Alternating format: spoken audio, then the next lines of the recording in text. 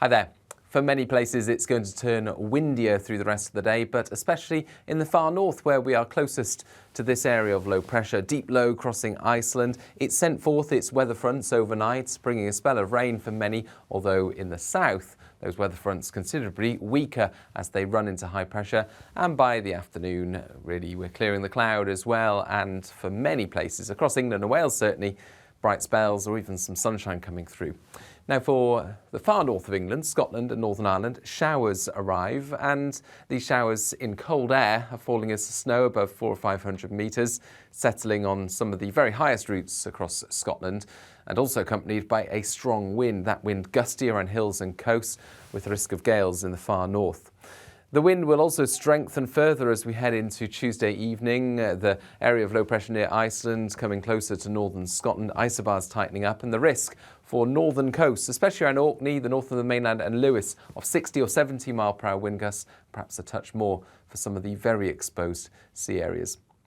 So risk of disruption overnight from those strengthening winds. They'll also bring an increase in the showery activity across Scotland, Northern Ireland, into northern England as well. And for a time, the rain will become more prolonged and heavier, especially across the central belt and southern Scotland by dawn. It's also going to be a wintry night over Scotland's hills and mountains above 400 or 500 metres, and a cold night, 3 or 4 Celsius. Lower levels, but a frost over higher ground. Further south, 5, 6 Celsius. In some of the very sheltered spots, perhaps a touch of ground frost. But a bright start in the southern half of the UK. Some decent sunny spells first thing. Area of cloud affecting northern England, southern Scotland, Northern Ireland with some outbreaks of rain.